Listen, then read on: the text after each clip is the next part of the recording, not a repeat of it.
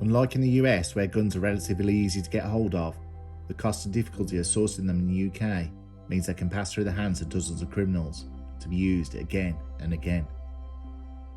Police can track these guns through many shootings. A robbery at a village store led to the discovery of how one weapon, a 9mm handgun, had been used by a notorious crime gang for years. It had all been used in 11 shootings and passed from gang to gang. Britain's most wanted gun was in the hands of robbers holding up a village store. Anselm Ribera and brothers Declan and Christopher Morrissey raided the small post office on January the 9th, 2009. Son Craig, 29, tried to protect his dad with a cricket bat, but he was blasted to death by Ribera. Ken, 56, was hit in his left leg. The murder weapon was never recovered, and its whereabouts remain unknown.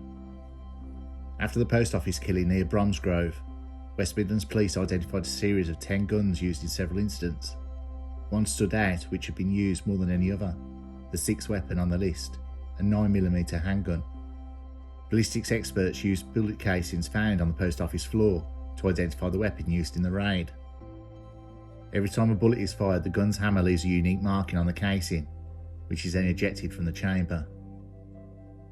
Forensic teams can look for bullets for rifling marks, a pattern caused by the imperfections inside the gun barrel. Each gun has a unique signature. The 9mm used to kill Craig had first been fired 6 years earlier on the streets of Birmingham. Many of the shootings are linked to the notorious Birmingham crime gang, the Johnson crew, and the Burgbar boys.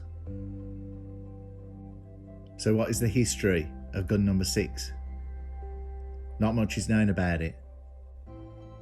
From the rifling marks, it is thought to be a CZ-75 pistol, a semi-automatic, dated around 1975.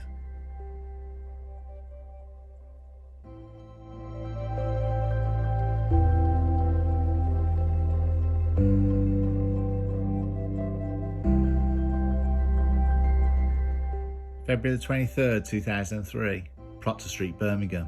An anonymous caller reports a shooting outside a party at 2:55 AM. Police find 2 bullet casings but no witnesses and no CCTV. Nobody is willing to admit they had been the target of an attempted shooting.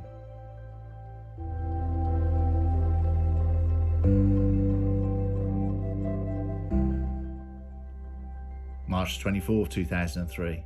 Gang members are seen walking through a parade of shops with a gun at 2:30 PM. They ask for details of another gang before speeding off in a car as their rivals emerge. Shots are fired and 7 casings are found.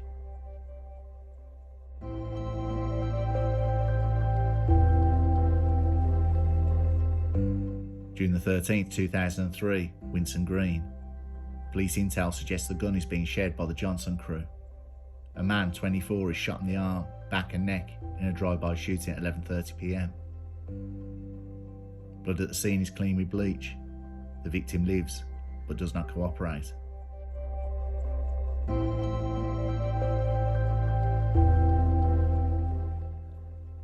June the 14th, 2003, Lozells. A car drives up to a club entrance at 4:50 AM, and those in the vehicle open fire. A man is shot in the leg, but goes home before calling an ambulance. No witnesses come forward, and the victim refuses to talk to police.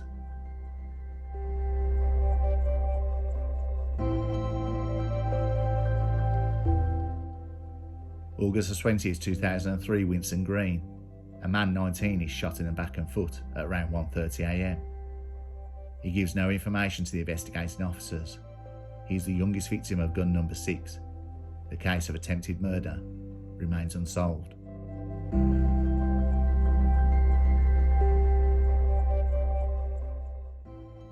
May the 9th, 2004, Birmingham City Centre.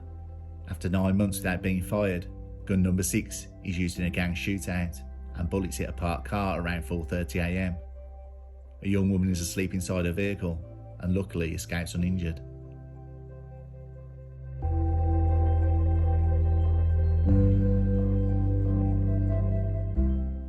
June the 28th, 2004, Hockley Brook Close. Occupants of a car shoot at parked vehicles in a cul-de-sac. Later, £3,000 of heroin is found in one of the bullet-riddled cars. A shot goes through the wall of a house, but the owners refuse to make police statement.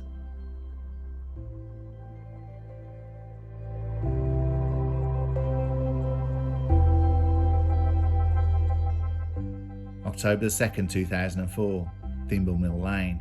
Shots are fired during a high-speed car chase through the city at 10:55 p.m. 5 bullet casings are found in the road, and despite CCTV and witness statements, the vehicles involved are never identified.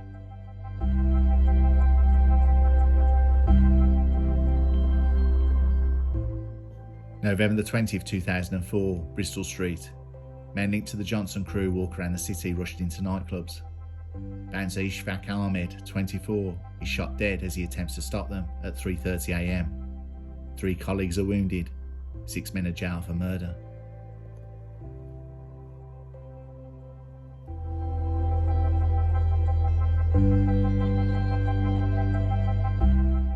July the 23rd, 2005, Heath Mill Lane. 8 months after it was last fired, gun number 6 is in the hands of Kemar Whittaker, who tracks down Andrew Huntley and twice shoots him in the head under a railway arch.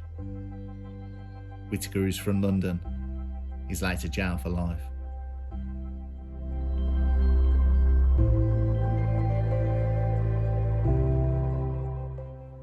January the 9th, 2009, Stourbridge Road. Gun number 6 disappears until it is used by 3 post office raiders to gun down Craig Hodson Walker.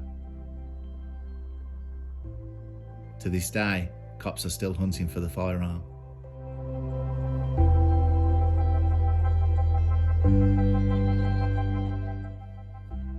The main gangs in Birmingham were formed after the 1985 Handsworth riots, when racial tension and other community problems boiled over. Members at the time were united against attacks from right-wing extremism and carried out vigilante patrols to protect their communities from outsiders. But in the late 1980s, the threat with the far right was fading and the city's drug trade was on a sharp rise. With their common enemy gone, the gangs started fighting over whose turf, cocaine and heroin was going to be sold on and who should keep the profits. They split according to their postcodes, taking new gang names from regular hangouts: the Burger Bar on Soho Road and the Johnson's Cafe on Heathfield Road. Violence between the two groups quickly escalated, and by the 1990s, as Johnny's from the B6 postcode and the Burgers from the B21 became locked in a turf war. It led to the deaths of innocent Letitia Shakespeare and Charlene Ellis in 2003. The intended target was a gang member, Jermaine Carty, then 23. He belonged to the Johnson crew. Carty was standing next to the girls at the time of the shootings. He had been provoking gang rivals on the stage at a nightclub earlier that evening. 4 men, all members of the Burger Bar Boys, were jailed over the killings for a minimum of 35 years in 2005. Violent crime in the 2 areas initially fell, but a spate of shootings and murders earned Birmingham the title of Britain's gun capital.